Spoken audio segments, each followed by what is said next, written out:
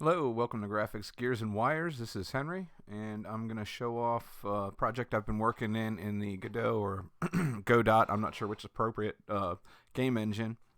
I started this in January, so it's been going for getting into the third month, off and on, just kind of as a side project. And it's starting to come along. I'm building a space 2D top-down space game where we'll be exploring a single star system with a lot of detail. I'll be hand placing things. I'm not trying to procedurally generate anything in this game. This is more of a story based type of game that we'll be building. So I'm going to show you where I'm at on that. And then what my plan is as I build this game, I'm going to build systems like beam weapons, things like that, work with particle effects, and I'll do updates on where I am on the game, but I plan to do also short tutorials on how to do small parts that might be useful in games somebody else might be working on. For instance, how to light a 2D sprite so that it looks 3D, things like that, or how to actually draw a beam from one position to another position for like a weapon effect, those kind of things. So I'm going to go ahead and show off the state of the game as we are right now. And basically what we have here is we have the starship in the middle of the screen. I can control that. This is a physics object, so there's some collision, and this asteroid's going to collide with us. And you can see we've got like a damage effect that shows up on the screen when that happens. And I can bump it away. It is a physics object. I've got weapons, so I'm going to go ahead and turn on my weapon system and target that and fire, so you'll see my beam weapon effect. And I think that looks pretty good. I can zoom. This is 2D. I can zoom, so you can see I've got an asteroid field here. And I can render tons of these things in this engine, up to 300 of these asteroids without any slowdown on a GeForce 1060. I do get some poor frame rates on my low-end development machine. I'm trying to target a very low-end platform for this, so I'm working on this, and I'm also working on a MacBook Air from 2010 running Linux, and the game still runs. It's playable, it's fine.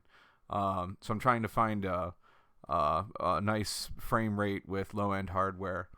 So I'm going to go ahead and turn on some more things. I'm going to turn on my engines and zoom up and show you the particle effects. I've got particle effects here for the engines, and they change as speed increases. I've also got a boost ability, and I'm going to show you how this power system works here, but I've got a boost ability, so I can boost and get some extra speed, which out here in the asteroid field is not a great idea. And I've built some directional shielding effects, so we now have a shield bubble around us, and when we collide, individual quadrants are going to light up as we move around the asteroid field. Like, he just got me on the side. So all the quadrants have their own collision hull, and they all react independently to collisions. Then we have a sensor system. I'm going to go ahead and target an asteroid. You can see there's no data, but if I turn on my sensors, I get lighting, and I also get data on what the target is. So I can fire a weapon at that, destroy the target. And you can see I have weapons mounted all over the ship. And these weapons fire from different hard points on the ship. I'm trying to go for kind of a very low-tech Star Trek kind of feel. Imagine kind of slow naval combat like you see in early Star Trek with the beam weapons, and ships aren't flying around and turning like fighters.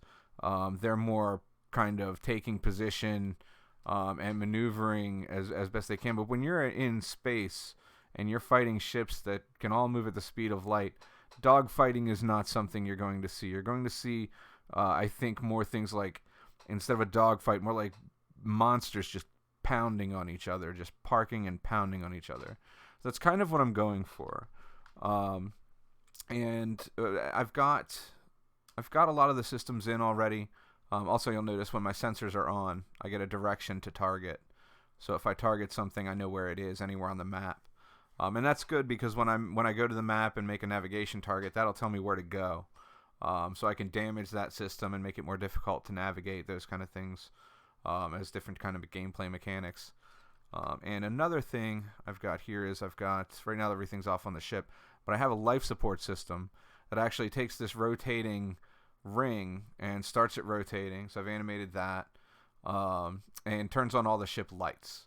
So this way, as the life support system gets damaged, first the ring will stop rotating, then the lights will go out, then it'll be off altogether, and we'll get an atmosphere timer that we've got to get some kind of repair or get to a safe place. So I've got a lot of gameplay mechanics kind of worked out for that, for how you'll handle things in the ship. As far as graphics, I've built this parallax background, and I've done it in 3 layers. So we have a star layer, and we have a background distant nebula color, and then a foreground nebula color. So I can modulate those to different colors, and we'll get a totally different look. So as we move around the map, I can have regions that look unique, but I can use the same star field, the same background for all of it. And I've actually in the game tied the background colors to your distance from the origin, so it automatically changes colors as you move around the map. But I'm talking very subtly over long distances. So in the center of the map, it's very deep in black, and when you get towards like the upper right corner of the map, you fly way out there, it started to get like a green hue. But if you fly towards the lower end, it gets like a blue hue. I have another build I'll show all that stuff working too. This build is more about, I've been trying to improve some graphics, so I've put in an asteroid field and a single planet and the ship. So I'm going to zoom out now and actually show you my planet. I'm particularly happy with the planets. This planet is a square texture, and I'm using a shader to wrap it into a sphere. And I did that using some information I found online, which was surprisingly really easy. I've never worked with shaders before like that, and it was great. And I'm able to make it look like it's rotating. The dark areas you see that could be lakes of some chemical, some liquid, or it could be water. Those dark areas, that is a separate texture laid on top of the like moon surface texture that rotates at the same rate and makes it look like it's on the ground. And then, and I'm going to go ahead and get over there. I'm going to boost myself over there a little bit. And then we have a cloud layer, and the cloud layer rotates at a different rate. So it looks like it's even separate and above from the ground layers. And then we have kind of a glow layer that just kind of gives you some standout, like it makes it kick off from the background a bit. So that's all working out great, I think. The planets, the asteroids, the ships. I've also built all the systems that I need to move the ship around and work with it in the game. For instance, I've got like a hyperdrive system, so I can charge my hyperdrive here. I've got to shut something down. We'll shut off the weapons, and I'm going to turn on the hyperdrive. And now when I engage the hyperdrive, you'll see a shader effect come over the ship. We'll start to see some of this like warp lines. And those are modulated, their length is modulated by on how fast we're moving.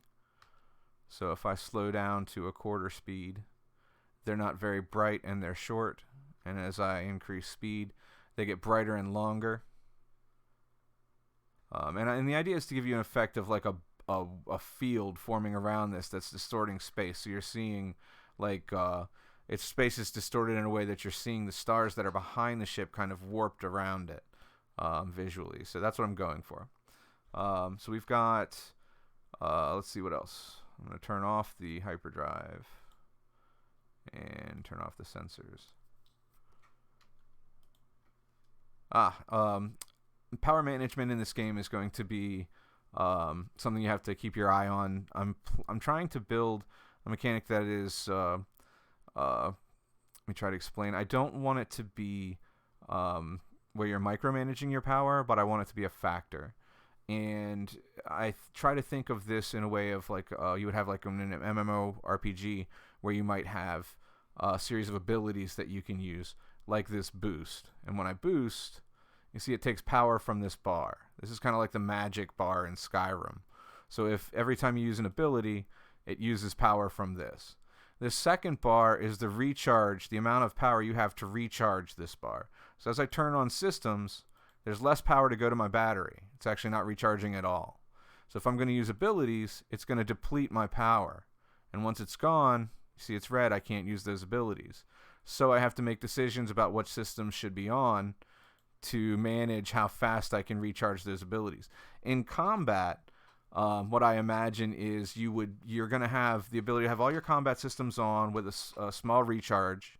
As you take damage, your recharge rate will be diminished, and you'll end up making decisions about shutting down your engines to build up some ability you'll use while you maintain your shields. So you'll have to make decisions about what to keep running so that you can keep the abilities going, because it's going to be all about using your abilities to enhance your shield hardness and your hull hardness while you're trying to spike damage against your enemy.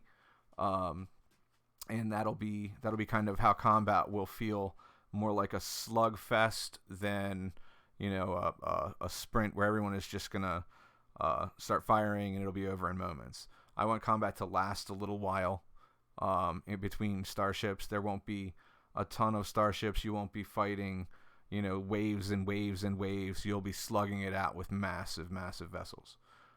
So all that's coming together. I'm going to demonstrate, like I said, some of the individual aspects of what I'm building, because I'm not going to go into building this entire game. This entire game is bigger than you'll want to do for a tutorial. But individual aspects of it we can work with, demonstrating how it works, how to tie the interface to these actions, things like that. And I'll do it in smaller bites. So that's it for the introduction to this Godot project. I'm really interested in any feedback. This is very early stages. I just got started on it. And I'm really looking forward to getting back into game development. I built 6 apps for the Windows Phone back when that was a thing. I'm not going to lie, did not make a lot of money on that. Windows Phone apps was not the gamble I should have took. But it's been a while since I've done games. It's been a few years, and I'm ready to get back into it. So I'm going to take this opportunity and really show some of what I've learned recently with the Godot engine. And to give you an idea of how easy it is, I hadn't even touched the Godot engine until January. And in 3 months, I've got working prototypes. I've got, knowledge of how the lighting works. This is a 2D sprite. But you can see as I turn, the lighting actually changes on the sprite. You can see where the highlight is coming from over here all the time. This side will light up, give you a really good example of how that's working. So there's a lot of things that this Godot engine does, and it's completely free and open source. So if there's something it doesn't do, and you are, a programmer, you can get in there and make changes yourself and compile it from source. So there's really, it's kind of like sky's the limit. It also works on all platforms. I can run my games on Linux, which you'll see as my channel grows. There's going to be a lot of Linux videos. It runs on Windows, which is where we are right now, and it just runs everywhere. Godot is amazing, and I really hope that it's the future of indie game development, because it seems so much more intuitive for me than Unity ever has been. Although I haven't tried anything 3D in this yet, so we'll see.